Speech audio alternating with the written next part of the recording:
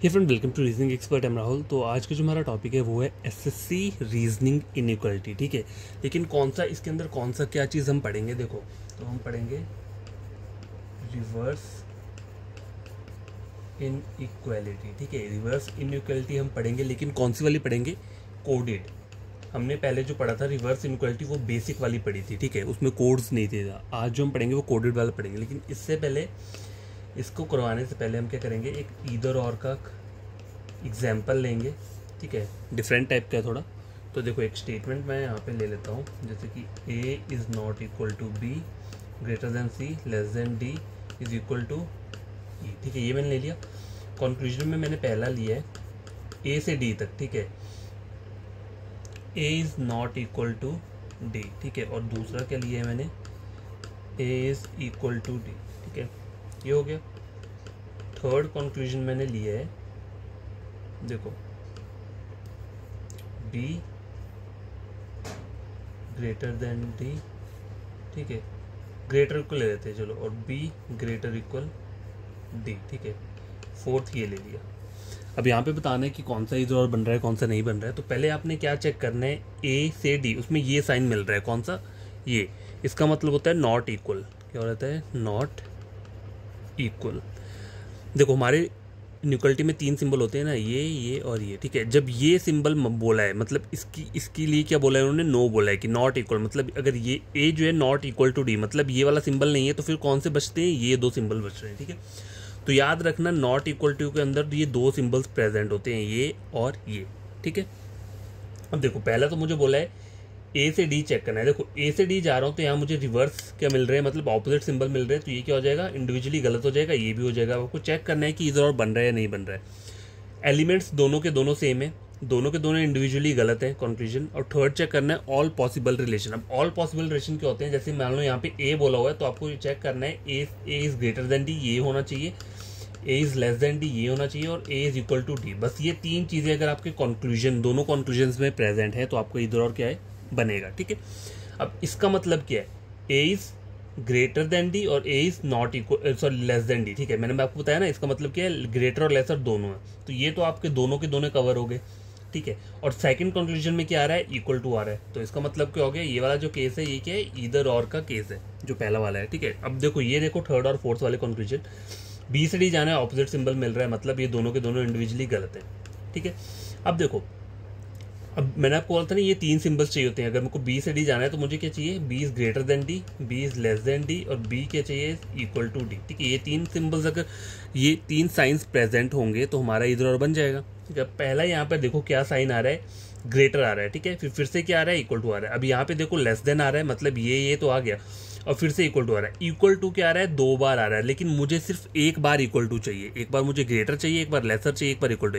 अगर कहीं पे भी दो बार दो साइन आ रहे हैं तो कहीं भी आपका इधर और नहीं बनेगा। ये क्या बनेगा? Neither nor. ठीक है, ये चीज़ जो बनेगी नीदर नॉर की बनेगी। तो ये जो चीज़ें हैं ये आप याद रखा करो। अब देखो, एक और चीज़ आपको बताता हूँ, एक इधर और कैसे बनता है। देखो, अगर यहाँ पे लिखा जाए फिफ्थ और सिक्स कंक्लूजन लिखा जाए, ठीक है, सी इज इक्वल टू डी। ठीक है, और सी और सॉरी सी और डी, सॉरी सी और ई लेता हूँ यहाँ पे, और यहाँ पे मैंने सी और ई ले लिया। ठीक है, अब आपको ये चेक करना है कि यहाँ पे इधर और बन रहा है कि नहीं बन रहा है। अब देखो, सी से ही चेक करोगे तो इन दोनों सिंबल्स में हाईएस्ट प्रोबेबिलिटी किसकी है? लेसर की। लेकिन यहाँ पे इक्वल टू बोल रहा है, तो ये तो गलत हो गया। लेकिन यहाँ पर क्या आ रहा है? लेसर ही आ रहा है, तो ये चीज़ क्या हो जाएगी? ट्रू हो जाएगी। तो यहाँ पे अब इधर और नहीं बनेगा, यहाँ पे बनेगा ओनली कंक्लूजन दिस फॉलो। मतलब ये तो ट्रू हो गया ना आपका, तो ये फिर फॉलो कर रहा है, फिर इधर और कभी नहीं बनेगा। इधर और के लिए दोनों कंक्लूजन के चाहिए होते हैं? रॉन्ग चाहिए होते हैं। ठीक है, तो ये जो केस मैंने आपको बताया ये याद रख लेना इधर और के, और बाकी मैंने पहले भी पढ़ाया हुआ है आपको इधर और का, तो वो सब पढ़ लेना और आपका इधर और कंप्लीट हो जाएगा। ठीक है, तो ये तो हो गया इधर और। अब रहता है रिवर्स इनइक्वालिटी कोडेड वाली, तो ये हम पढ़ लेंगे आज। तो वैसे देखो, लाइट चली गई है मेरे घर पे, तो थोड़ा इस तरीके से दिख रहा होगा, तो हो सकता है आपको थोड़ा देखने में क्लियर ना आ रहा हो। तो देखो ये जो है ये है क्वेश्चन रिवर्स इनइक्वालिटी, कौन सा, कोडेड वाला, ठीक है। अब देखो सबसे पहले हमें करना क्या होता है, जब भी कोडेड इनइक्वालिटी हम पढ़ते हैं तो उसमें हमें एक डायरेक्शन दी होती है यहाँ से लेकर यहाँ तक, ठीक है। तो हमें पहले क्या करना होता है, मैजिक बॉक्स बनाना पड़ेगा। तो देखो मैजिक बॉक्स के लिए क्या है, मैंने आपको पहले ही बताया, इस तरीके का एक बॉक्स होता है, ठीक है। उसमें आपको ग्रेटर यहाँ लेना है, ग्रेटर इक्वल यहाँ लेना है, लेसर यहाँ पे लेना है, लेसर इक्वल यहाँ पे लेना है, और यहाँ पे इक्वल टू रहेगा, ठीक है। ये ऐसे ही बनेगा, ये चेंज नहीं होगा। अब देखो पहले हैश यहाँ बोला है ना, पी हैश क्यू मीन्स, तो आपको मतलब हैश जो है कोड है, कोड्स कौन कौन से यहाँ पे, हैश, स्टार, डॉलर, परसेंट और एट द रेट, ठीक है। ये सब कोड्स हैं और ये कोड्स यूज हुए इन सब के लिए, ठीक है। तो देखो ये जो कोड्स होते हैं ये सब इन साइंस के लिए क्या होते हैं, यूज होते हैं। अब लेकिन हमें कैसे पता चलेगा कौन सा कोड किस साइन के लिए यूज हुआ है, तो आपको यहाँ पे ये स्टेटमेंट जो है ये रीड करना पड़ेगा। अब स्टार के लिए क्या बोला है उन्होंने, पी इज नीदर स्मॉलर, मतलब स्मॉलर को मना किए, नीदर लगाया ना, मतलब स्मॉलर नहीं होगा, neither smaller than nor equal to Q, ना ही स्मॉलर है और ना ही इक्वल है। नॉर का मतलब है ना ही, देखो नीदर नॉर का मतलब क्या होता है, ना ही स्मॉलर ना ही, देखो यहाँ लिखा है ना, P is neither smaller than nor equal to Q, मतलब ना ही क्या है, छोटा है ना ही इक्वल है, मतलब छोटे वाला साइन भी नहीं रहेगा और इक्वल टू वाला भी नहीं रहेगा। तो फिर कौन सा साइन बचता है, ग्रेटर वाला। तो ग्रेटर के लिए मतलब यहाँ पर जो हैश वाला ये सिंबल है, ठीक है, ये हैश वाला जो सिंबल है ये इस ग्रेटर साइन के लिए यूज हुआ है, ठीक है। अब आगे देखो स्टार का मतलब क्या है, P is neither greater than nor equal, मतलब ग्रेटर नहीं होगा और इक्वल नहीं होगा, तो कौन सा बचता है, फिर लेसर बचता है। तो ये जो स्टार वाला है ये किसके लिए हुआ है, इसके लिए यूज हुआ है। तो मैं इनके कोड्स इनके नीचे लिख रहा हूँ ताकि जब क्वेश्चन सॉल्व करेंगे तो हमें कोई प्रॉब्लम ना हो, ठीक है। ग्रेटर का कोड है हैश, लेस देन का कोड है स्टार। अब आगे देखो डॉलर, डॉलर को बोला है पी इज नॉट ग्रेटर, अगर बड़ा नहीं होगा, बोला है ग्रेटर को इन्होंने मना किया ना, तो फिर कौन कौन से दो साइन बचते हैं, लेसर और इक्वल बचते हैं। तो लेसर इक्वल के लिए क्या बोला है इन्होंने, डॉलर बोला हुआ है, ठीक है। तो ये डॉलर मैंने यहाँ लगा दिया। Percent, P is not smaller than Q, अगर छोटा नहीं है तो फिर कौन से साइन बचते हैं, ग्रेटर और इक्वल, ठीक है। तो ग्रेटर इक्वल के लिए इन्होंने क्या लिया है यहाँ पे, परसेंट का कोड लिया हुआ है, ठीक है। और ये लास्ट बचता है तो ये आपको पता चल जाएगा एट द रेट जो है वो इसी के लिए यूज हुआ है, ठीक है, क्योंकि यहाँ पे लिखा हुआ है पी इज नीदर स्मॉलर, ना ही छोटा है ना ही बड़ा है, तो ये दोनों के दोनों कोड्स नहीं है, तो फिर बचता क्या है, इक्वल टू बचता है। तो इक्वल टू का कोड आ गया एट द रेट, ठीक है। अब देखो ये कोड्स यहाँ पे मैंने एक्सट्रैक्ट करके इस मैजिक बॉक्स में लिख दिए ताकि हम जब क्वेश्चन सॉल्व करेंगे तब हमें कोई प्रॉब्लम ना हो। देखो नॉर्मल क्वेश्चन सॉल्व करने में नहीं होता है, लेकिन जब रिवर्स ऑर्डर में जाते हैं तो ये सिंबल्स जो होते हैं वो क्या हो जाते हैं, चेंज हो जाते हैं। तो इसलिए ये हमें बनाना पड़ता है ताकि हमें कोई कन्फ्यूजन ना हो वहाँ पे और कोई क्वेश्चन हमारा गलत ना हो। अब स्टेटमेंट चेक करो, which of the following makes C dollar E, पहले क्या बोला हुआ है, सी डॉलर ई और B percent E is definitely true. अब देखो यहाँ पे और वर्ड का यूज हुआ है, अगर यहाँ पे सपोज करो एंड बोला होता, अगर यहाँ पे एंड बोला होता तो आपको ये दोनों के दोनों क्या कर होने चाहिए, ट्रू होने चाहिए। वैसा वाला आपको ए बी सी डी में से स्टेटमेंट पिक करना था जहां पर ये दोनों ट्रू होते, अगर और की जगह एंड होता तो। लेकिन यहाँ पे और बोला, और का मतलब है इधर ये या फिर ये। अगर मान लो ए वाली स्टेटमेंट में ये ठीक हो रहा है, ठीक है, और बी वाला ठीक नहीं हो रहा है, ठीक है, कोई भी एक किसी भी स्टेटमेंट में ठीक हो जाए तो वही आपका आंसर होगा। अगर मान लो ए वाली स्टेटमेंट में ये ठीक हो रहा है तो आपका आंसर रहेगा, ठीक है। अगर मान लो कोई सी वाली स्टेटमेंट में आपका ये वाला सही हो रहा है तो आपको यही आंसर रहेगा, ठीक है, क्योंकि यहाँ पे और लगा हुआ है, और मतलब इन दोनों में से कोई भी एक ठीक होना चाहिए, ठीक है। तो ए वाली स्टेटमेंट चेक करते हैं हम, ठीक है। यहाँ पे बोला क्या, मुझे सी से ई तक जाना है पहले मुझे, तो देखो सी से ई जाऊंगा तो कौन कौन से साइन मिल रहे हैं मुझे यहाँ पे, एट द रेट, ये एट द रेट है और परसेंट है। देखो एट द रेट का है ये और ये परसेंट है, ठीक है। तो एट द रेट और परसेंट में हाईएस्ट प्रायोरिटी किसकी, यहाँ पे डॉलर बोला हुआ है, तो ये तो हो ही नहीं सकता, ये तो गलत हो रहा है। अब बी परसेंट ये भी चेक कर लेते हैं, बी और ई में क्या बोला है, डॉलर, एट द रेट और परसेंट, ठीक है। डॉलर, एट द रेट और परसेंट ऑपोजिट साइन आ रहे हैं, तो ये भी आपका क्या है, आंसर नहीं है, ठीक है। कोई भी एक अगर किसी भी इसमें ऑप्शन में ठीक हो जाए तो वही आपको ऑप्शन आंसर रहेगा। अब देखो सी से ई तक जाना है तो मैं दूसरा वाला बी वाला चेक करता हूँ। सी से ई जाने पे दो साइन मिल रहे हैं, डॉलर और एट द रेट। देखो एट द रेट ये और डॉलर ये, तो इन दोनों में हाईएस्ट प्रायोरिटी किसकी है, डॉलर की है, ठीक है, क्योंकि लेस देन इक्वल टू बड़ा होता है इक्वल टू से, ठीक है। तो यहाँ पे क्या आ रहा है, डॉलर ही आ रहा है, तो ये मेरा ठीक हो रहा है यहाँ पे, ठीक है। अब मुझे बी वाला वो चेक करने की जरूरत भी नहीं है क्योंकि मुझे कोई एक ठीक होना चाहिए, ठीक है। अगर मैं बी और ई को देखूंगा भी यहाँ पे तो क्या मिल रहा है मेरे को, star, dollar, at the rate, तो इन तीनों में हाईएस्ट पर स्टार की, लेकिन यहाँ पे परसेंट बोल रहे हैं, तो उससे मुझे कुछ लेन देन नहीं है। मेरा एक यही क्या हो रहा है, ये यहाँ पे ठीक हो रहा है, तो यही क्या रहेगा, मेरा आंसर रहेगा। लेकिन अगर यहाँ पे सपोज करो एंड बोला था तो मुझे ऐसा पहला ढूंढना था जहाँ पे ये दोनों सही होने चाहिए, ठीक है। तो पहला आपको पता चल गया, इसका जो आंसर है वो है ऑप्शन नंबर बी। देखो थोड़ा लाइट का प्रॉब्लम है, लाइट ले गए हैं तो दिख नहीं रहा होगा आपको। अब मैं आगे शिफ्ट करता हूँ, तो ये मैं आगे ड्रॉ कर दूंगा, फिर नया वाला स्टेटमेंट लेकर आता हूँ, ठीक है। गाइस ये सेकंड क्वेश्चन है, स्टेटमेंट वही सेम है, ठीक है, डायरेक्शन सेम है। दूसरा क्वेश्चन का जो है ये अलग है। पूछा क्या है, which of the following makes A star C and E hash B definitely true. अब आपको दोनों ये ट्रू होने चाहिए। पीछे वाले में और लगा होता तो हमें कोई एक देखना था, किसी एक स्टेज उसमें नीचे वाले ऑप्शंस में ट्रू हो जाता, लेकिन यहाँ पे एंड बोला है तो आपको ये दोनों देखने हैं, जहाँ पे ये दोनों क्या होने चाहिए, ट्रू होने चाहिए, ठीक है। तो पहला वाला चेक करेंगे, ए से सी जाना है तो दो सिंबल मिल रहे हैं, स्टार और डॉलर, ठीक है।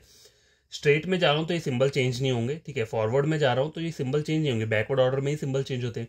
स्टार और डॉलर, देखो स्टार और डॉलर में हाईएस्ट प्रायोरिटी किसकी है, स्टार की, तो ये तो चलो ठीक हो रहा है। आगे वाला चेक करो, ई और बी। अब देखो यहाँ पे जाऊंगा तो परसेंट एट द रेट को छोड़ दो, ये रिवर्स होने पर वैसे ही रहेगा। चलो इसे मैंने छोड़ दिया एट द रेट को। परसेंट और डॉलर, देखो परसेंट ये है और डॉलर ये दोनों ऑपोजिट साइन है, तो ये कहीं भी ठीक नहीं होगा, तो इसका मतलब क्या है, ये गलत है। सेकंड चेक करो, देखो ए से सी, स्टार स्टार और डॉलर, ठीक है, स्टार स्टार डॉलर, तो स्टार जो है वो हाईएस्ट प्रायोरिटी पे रहेगा, तो ये तो ठीक हो रहा है। अब दूसरा वाला चेक करते हैं, ई हैश बी। अब देखो ये ई है और ये बी है, ठीक है। स्टार और एट द रेट, क्या मिल रहा है आपको, स्टार मिल रहा है और एट द रेट मिल रहा है। लेकिन जब मैं रिवर्स करूंगा तो ये स्टार चेंज होके क्या बन जाएगा, हैश बन जाएगा, ठीक है। मतलब इसका ऑपोजिट ये बन जाएगा। तो यहाँ पे भी क्या बोल रहा है, हैश बोल रहा है, क्योंकि हैश और इन दोनों में हाईएस्ट प्रायोरिटी किसकी रहेगी। देखो आपको एक यहाँ से लिख कर दिखा देता हूँ, देखो कहाँ क्या बोला, मुझे ई से भी जाना है। देखो ये ई है और ये बी है, तो ये दो सिंबल कौन कौन से मिल रहे हैं मुझे, स्टार मिल रहा है और कौन सा मिल रहा है, एट द रेट मिल रहा है, ठीक है। स्टार हो गया, एट द रेट हो गया। लेकिन मैं गया कहाँ हूँ, रिवर्स ऑर्डर में। तो रिवर्स ऑर्डर में क्या होता है, ये सिंबल्स चेंज हो जाते हैं। तो स्टार का जो है, स्टार का ऑपोजिट क्या होता है, ये, ठीक है। उस तरह से इसका लेस देन इक्वल का ऑपोजिट क्या होता है, ग्रेटर इक्वल, ठीक है। ठीक है, ये दो सिंबल्स हैं, स्टार और एट द रेट, ठीक है, रिवर्स ऑर्डर पे जाने पे। लेकिन रिवर्स पे क्या होता है, ये सिंबल चेंज हो जाएंगे, स्टार का ऑपोजिट हो जाएगा, मतलब स्टार का मतलब है लेस, लेसर, तो लेसर का ऑपोजिट होगा ग्रेटर, ग्रेटर का मतलब क्या है, यहाँ पे स्टार दिया हुआ है और एट द रेट है इक्वल टू, तो इक्वल टू का ऑपोजिट इक्वल टू ही रहता है, तो ये एज इट इज रहेगा। तो इन दोनों में हैश प्रायोरिटी किसकी रहेगी, हैश की, और यहाँ पे हैश बोल रहे हैं, तो ये दोनों कहाँ पे ट्रू हो रहे हैं, ऑप्शन नंबर बी में। देखो क्वेश्चन नंबर थर्ड है, which of the following makes F hash D definitely true. ये ट्रू होना चाहिए, एफ हैश डी। देखो तो कहाँ पे होगा, पहले यहाँ पे चेक करते हैं, ऑप्शन नंबर ए, एफ और डी यहाँ पर है, ठीक है। तो दो साइंस आ रहे हैं, स्टार और हैश, स्टार और हैश, दोनों के दोनों के ये ऑपोजिट साइन है, ठीक है। तो ये कहीं भी आपका ट्रू नहीं हो सकता, क्योंकि ओरिजिनल साइंस ही अगर ऑपोजिट आ रहे हैं तो चाहे इसको आप कन्वर्ट करोगे तब भी क्या आएगा, वो ऑपोजिट ही रहेगा। तो ये गलत हो रहा है पहला। एफ से डी, यहाँ चेक करो, स्टार और हैश, फिर से स्टार और हैश आ रहा है, तो ये क्या हो जाएगा, गलत हो जाएगा, ठीक है। एफ से डी, स्टार और एट द रेट, देखो स्टार ये है और एट द रेट ये है, ठीक है। तो इन दोनों में अब देखो बात समझो, यहाँ पे स्टार एफ से डी में रिवर्स ऑर्डर में जा रहा हूँ, एट द रेट तो एज इट इज़ रहेगा क्योंकि इक्वल टू है, लेकिन स्टार चेंज होकर क्या बन जाएगा, ये ग्रेटर, ग्रेटर मतलब हैश। तो हैश इसमें मतलब एट द रेट और हैश में हाईएस्ट प्रायोरिटी किसकी होती है, हैश की रहेगी, क्योंकि हैश क्या है यहाँ पे ग्रेटर है और वो क्या है, एट द रेट यहाँ पे इक्वल टू है, ठीक है। तो ये चीज़ क्या हो रही है, ट्रू कहाँ पे हो रही है, ऑप्शन नंबर सी में, ठीक है। गैस देखो ये लास्ट क्वेश्चन है, लेकिन ये थोड़ा डिफरेंट टाइप का क्वेश्चन है, इसे पहले पढ़ो।